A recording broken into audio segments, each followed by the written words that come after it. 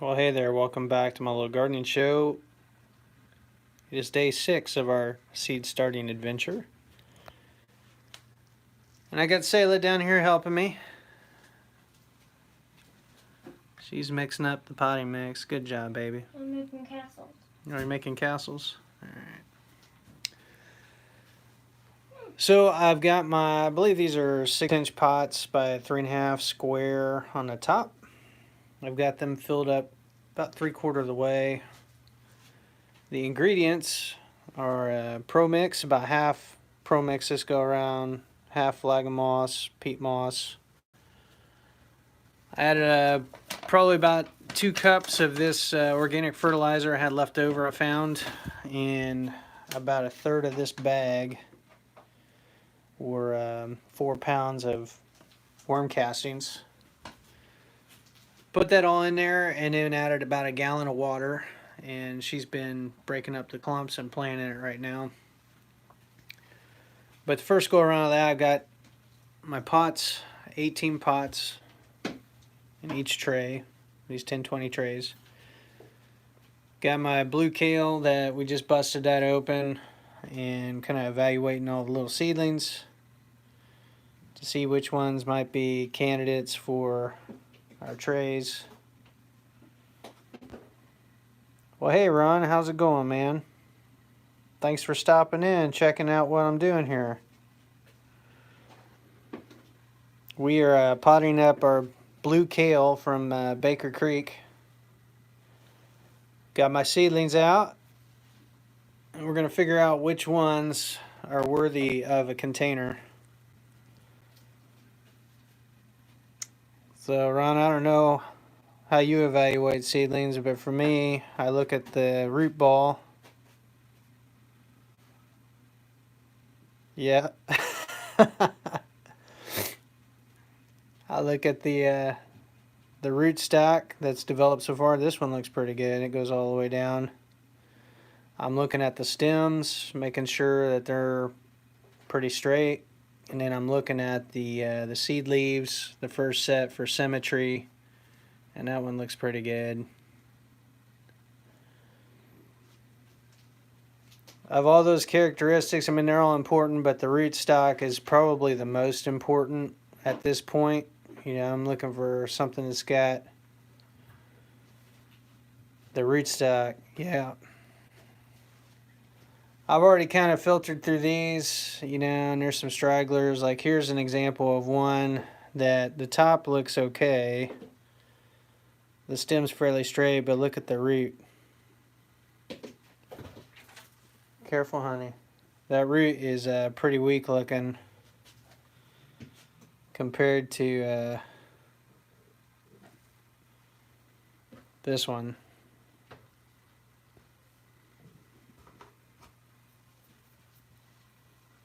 So what we're going to do is we're going to go through like that one that I just had in my hand. We're going to try to nestle that. Careful, honey, you're getting stuff all over the floor. And try to nestle that down without breaking the stem or the root. My daughter's got my tripod, otherwise this would be a lot easier to do. We kind of nestle that in.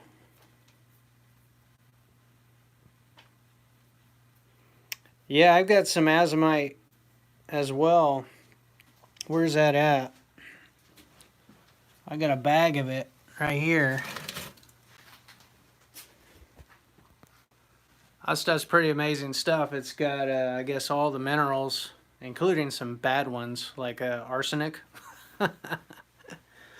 But, you know, stuff that's poisonous to us. But good stuff. I actually been using it in my worm bin, adding a cap full of that stuff in for grit. And hopefully my worms are going to incorporate that into the castings that I've got cooking right now with them. Probably won't be ready for another month or so. I mean, they're pretty active. We've got things going pretty good with the worm bin. Daddy, you have a mixer? Yes. Yeah, so I know there's been some a while back. I'm trying to think of the YouTube channel. I'm still subscribed to him. I don't think he's put out videos for like a couple years. Up there in Canada, he did a little science experiment with like rock dust, whether it made any difference, and he didn't see any kind of noticeable difference. But the thing is that what I think he didn't account for was the uh, the soil food web incorporating those minerals. Like he didn't give it long enough for the macroorganisms to incorporate those minerals and break them down further to like actually make them accessible to the plants. I think that's what he didn't account for. So at least that's my humble opinion.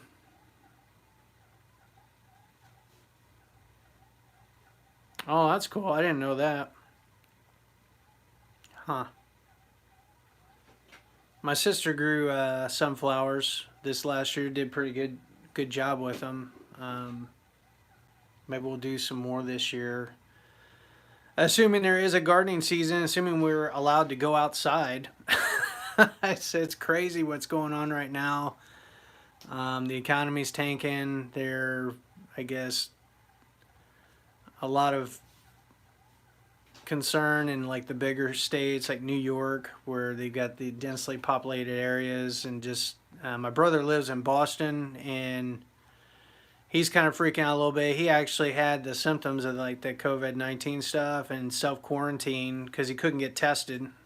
He would call the hotline, try to get in the doctor, and basically they just told him to self quarantine. That they weren't going to test him. That he didn't have all the I guess wasn't serious enough or whatever. So that's what he's currently doing. I've been staying in contact with him. He's got a heaviness of breath and he gets wore out talking. But he seems to be doing okay. He's not needed a ventilator yet, so that's good. And so he'll probably, maybe he got a mild case, or maybe it's something else, but we don't know. He doesn't know because they refused to test him. And it's just crazy. So anyway, hopefully we will have a gardening season. Hopefully we'll be allowed to go outside. Hopefully we'll be allowed to travel, because my garden is like a couple miles away. It's at Dad's house, and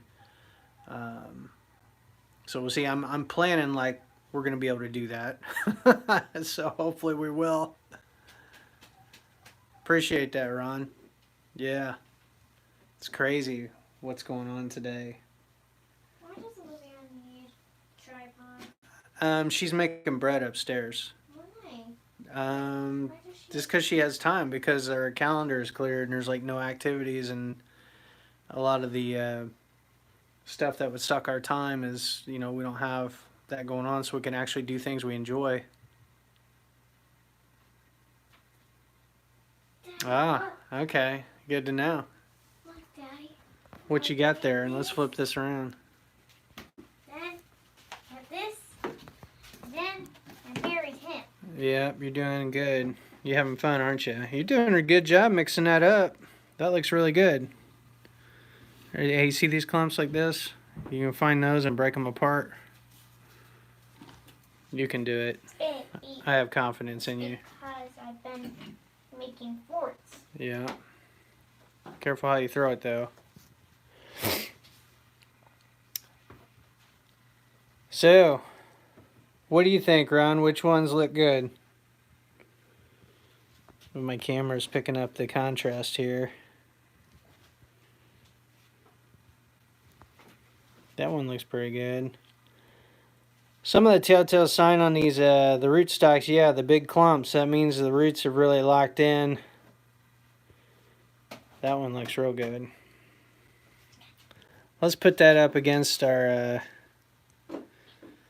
that puny one I found. What'd I do with that? Yeah, here's another, again for contrast. Stem isn't as thick. It's got a little bend. Let me see. The leaves. You see the stem's a little crooked there. And the root, just one little root there, whereas that's got the clump, it's a lot more developed. You mean undeveloped? The other thing I do when I'm potting these up, I just make sure I'm grabbing them by the seed leaves, not by the stem, because I don't want to crush the stem. You know, I don't have any molasses.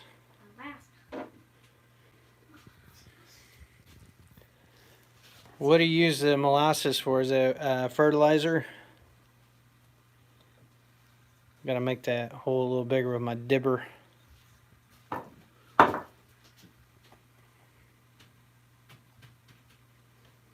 what does the camera look like? Show me what the camera looks like. My baby.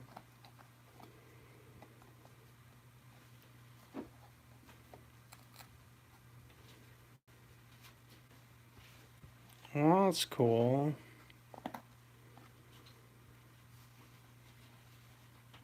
Press and look. And press and look. And press. You know, having a sugar source, like when you're making compost tea, maybe that's where I kind of heard a little something about molasses. Helps. I think I need to make these holes bigger based on the root clumps. Yeah, I do need to get a copy of your book. Speaking of which, have you, you're going to write a sequel?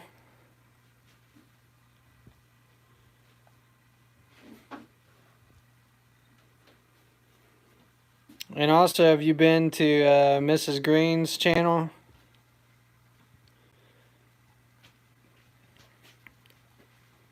I haven't stopped by her channel for a little while.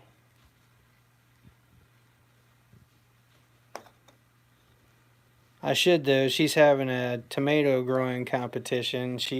Last time I talked to her, she was wanting me to. You're not welcome there. What happened?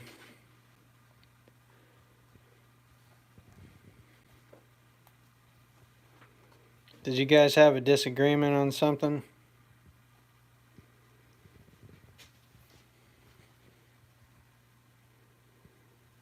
There's some big clumps. Look at that. Oh, well, that's big. Look at that, Sayla. Oh, no. It's a big one. Which one's the one that has one root?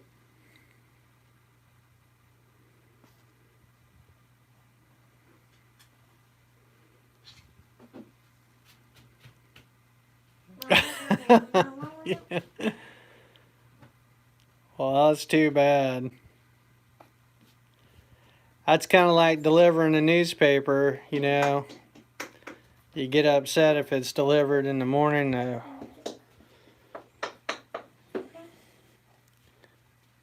Depends if the car is loud. The people delivering the paper around here, their car's a little loud, but that's okay.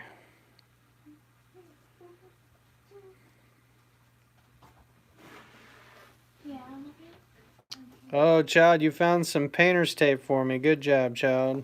Good girl. You want to say hi to everybody? You making my bread?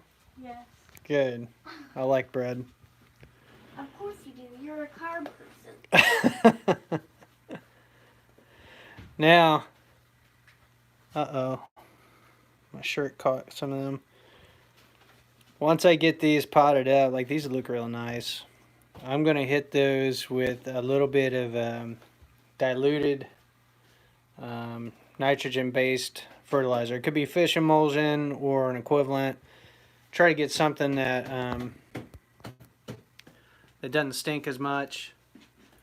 But I'm going to hit them just to offset any kind of transplant shock that these might have. I don't think they're going to have really a whole lot of transplant shock, honestly, because they're still really tiny. I mean, they're only a few days old. I dropped another one. Oh, I know. They're only a few days old, but again, just to be on the cautious side. Because who knows? I mean, depending how the economy and everything, I mean, we might end up depending on, you know, what we're doing here. as far as growing stuff. You know, this hobby could become a necessity. So I'm kind of grateful that we're in a position we can even get stuff started. And got the space, at least right now, to do it.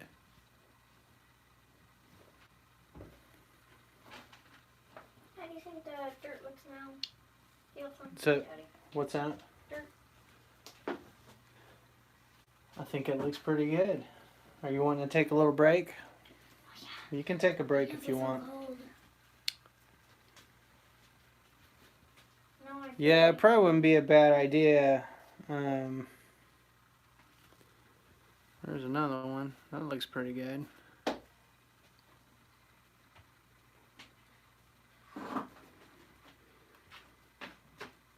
I got a friend.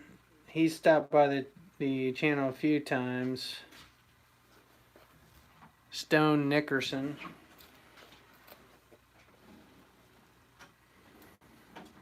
Can I be done? You can be done if you want. He may be watching now. I don't know. Need to get with him. He's talked about doing microgreens, and kale is one of the things you do microgreens with. Look at that. That's pretty good. Let's flip that around.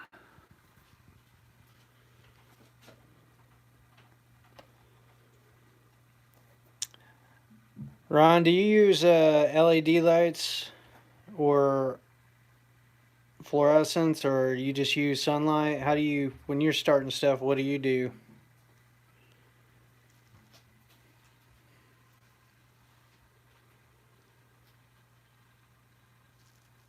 Sunlight, yeah. There really is anything better than sunlight.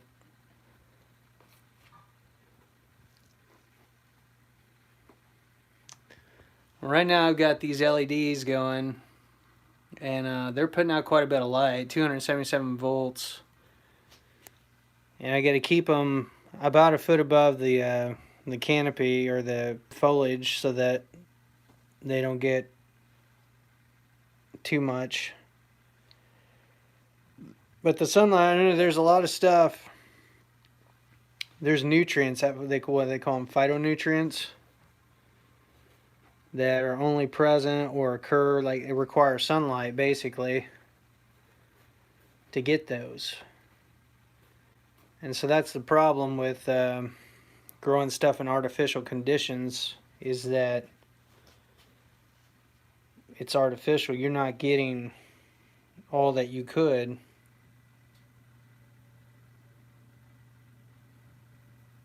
Huh. You're missing out on a little something if you don't have, actually missing out on a lot if you don't have sunlight at some point, for sure. But it's kind of like a lot of these indoor growing operations where they're trying to scale food production. You know, which, you know, if it comes down to it and you're starving, you need food. It's, you know, it's better to eat stuff in that's coming from those environments and nothing at all. But one thing is lacking is that the environment that all that stuff's grown in, even the growing medium, the nutrients, all of the stuff, it's so sterile, and so you're not getting exposed to all the microbes and things that really train your immune system to fight, you know, viruses and things like that. You're not getting a diversity in your microbiome, like your gut, because we're eating sterile food, food that doesn't have that, you know. And so again, while maybe they're getting a lot more production as far as mass and stuff like that, and maybe the nutrients that they're able to cause things to grow a lot quicker. I don't know as far as overall health if it's. I would think that it's not as nutritious or good for you as just good old fashioned food grown out of a garden where there's soil and you got the microbes and exposed to all of that. That's just my opinion. What do you think, Ron? Yeah.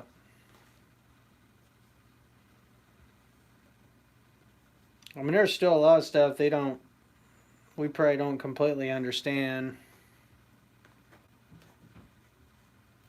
You know, as far as how stuff grows and how things interact in the environment. Another good one.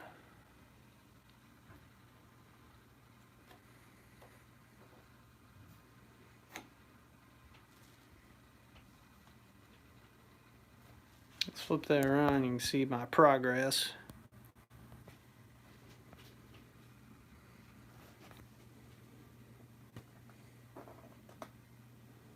Looking pretty good.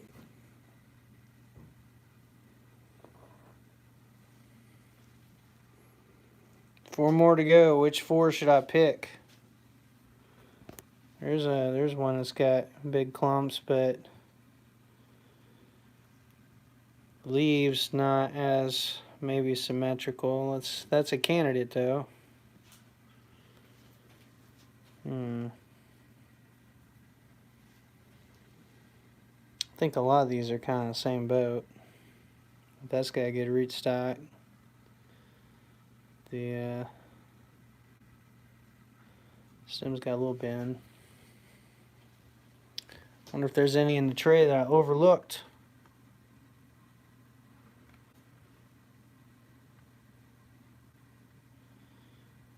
That one's pretty sturdy. Wonder if I can extract it without tearing it up. Let's see here. Pull these away.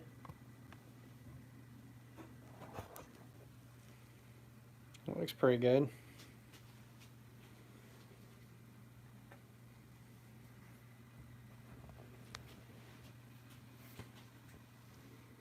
There's a few more in here. That one didn't grab a clump, but it's got a pretty long stem or a pretty long root. I think we'll go ahead and go with that one. All right, Ron, two more.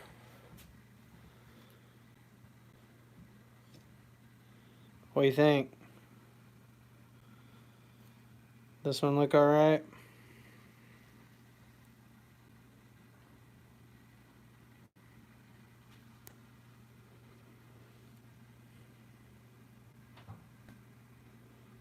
Yep. All right, we'll go with it. Okay, one more.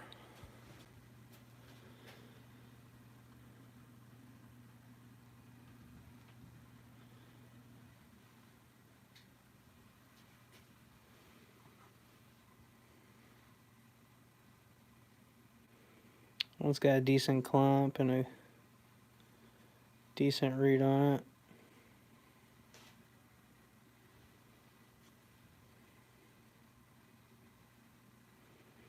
That one's pretty good. It's a little stocky. Let's do that one. Alright, so I'll get those four kind of tucked in.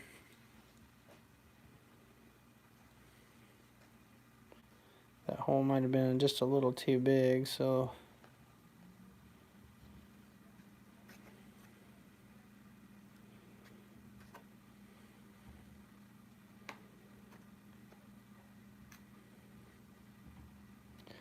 I get these set up where I'm going to be bottom watering them, you know, after I hit them with, spritz with a little nitrogen.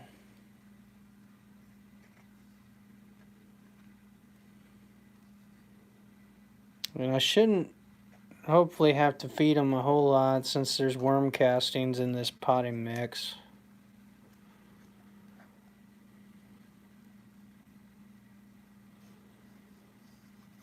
Once we get these, we'll flip over to the worm bin and see how it's doing.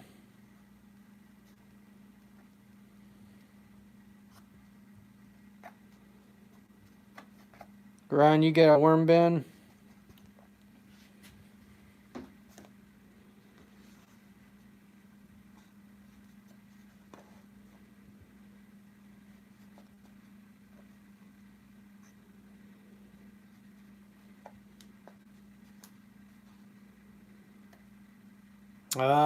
Well, hey man, thanks for dropping by. I'm trying to live stream a little bit more. Sometime I'll make a full-fledged video with like a nice thumbnail and music and all that, but this is just easier just to throw up the camera and all that. Oh, cool. Yeah, I'm kind of doing that right now. I'm sheet composting out at my dad's. I got probably a foot of leaves all over the garden. And so whatever worms are in there, I've been munching on that this past fall and all winter long. So it'd be interesting to see what the ground looks like later this spring once we break it open. But appreciate you dropping by, man. We'll have to chat later.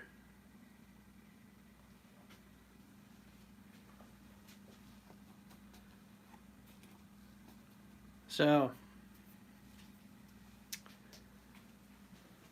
what to do with the rest of these seedlings now? Yeah, do that. That'd be awesome, man. I think I finally hit the threshold on hours, like year to date, like over 3,000 watch hours, so I could monetize again if I want. I don't know if I will. We'll see. Maybe I will. I have to think about it. Maybe once I get a little bit more above that, I got some cushion on watch hours, because I know I don't want to monetize and then have to get it all pulled again. So, all right, so that's the process. We've got our blue kale potted up. I'm excited to see what that looks like once they grow. You know, get to actually producing the real leaves once the true leaves come out. Right now we're at seed leaves, and probably within the next week we're going to start seeing the true leaves coming out. And that's when it's really important that they're fed, you know, that they've got enough in the mix that you got, whether you're using soil or some kind of sterile seed mix or whatever that you're feeding them. They got a food source so they can keep going. Otherwise, you're going to stress the plants and they're not going to reach their full potential. The other thing that I'm going to have to be concerned with is once they get some height on them, I need to make sure they're agitated some. So I've got a fan. I got a fan up there I'll probably set up, an oscillating fan that will blow over the tops and just agitate them a little. And that'll strengthen the stems, you know, to make sure that they don't just flop over, you know, because one thing that it can happen is they can grow so quick that they can't support their weight and they just flop over. I'm hoping that doesn't happen. You know, I'm going to continue to baby these. Hopefully, between the new lights that I've got that are in the blue spectrum for like vegetative growth, the nutrients that I'm going to provide them, and then a little bit of oscillating fan, I can keep them growing nice and straight and healthy, and give them the best start I can before we harden them off later this spring outside.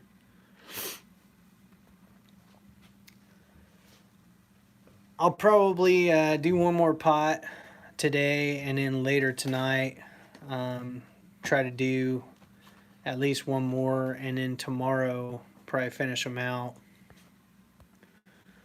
There's no need to like be down here like 4 hours straight, or whatever, however long it would take to do all this.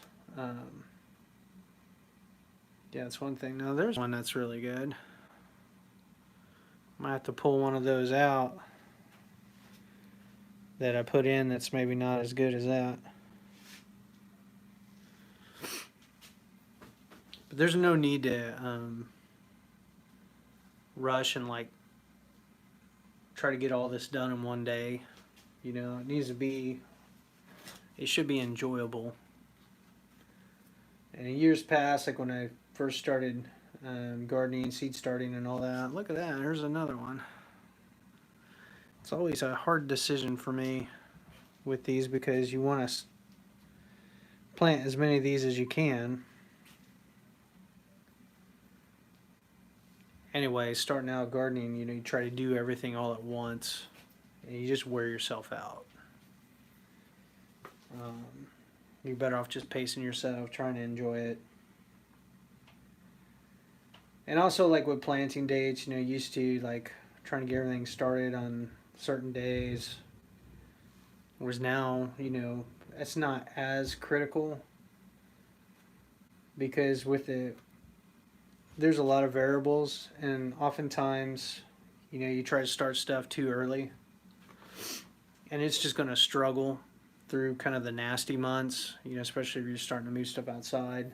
Whereas then stuff you start later